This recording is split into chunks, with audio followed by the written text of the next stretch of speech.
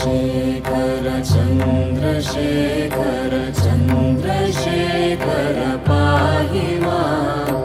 चन्द्रशेखर चन्द्रशेखर चन्द्रशेखर रक्ष मां रत्नसानुशरासनं रजताद्रिशृङ्गनिकेतनं सिञ्जिनीकृतपन्नगेश्वर अच्युताननसायकं क्षिप्रदध्यपुरत्रयं त्रिदिवालयैरभिवन्दितं चन्द्रशेखरमाश्रये मम किं करिष्यति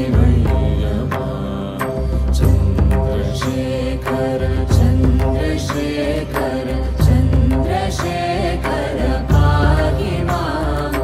चन्द्रशेखर चन्द्रशेखर चन्द्रशेखर रक्ष मां पञ्चपादपपुष्पगन्ध पदाम्बुजद्वयशोभितं भाललोचनजातपावकं मन्मथविग्रहं भस्मदिग्धकलेवरं भवनाशनं भवमव्ययं चन्द्रशेखरमाश्रये मम किं करिष्यति चन्द्रशेखर चन्द्रशेखर चन्द्रशेखर पाहि मां चन्द्रशेखर चन्द्रशेखर चन्द्रशेखर रक्ष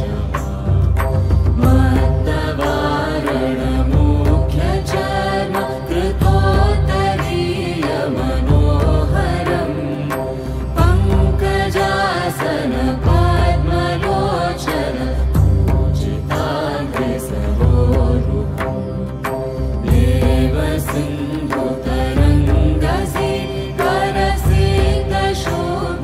देवसिन्धुतरङ्गसिद्धरसिद्धशुभ्रजटाधरं चन्द्रशेखरमाश्रये मम किं करिष्यति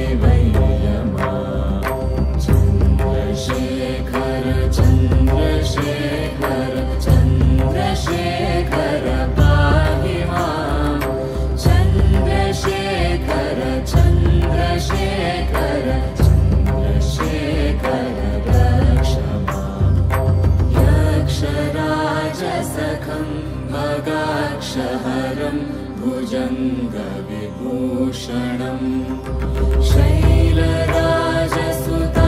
परिष्कृतचारुवामकलेवरं श्वेडनीलगलं परश्वधधारिणं मृगधारिणं चन्द्रशेखरमाश्रये मम किं करिष्यति चन्द्रशेखर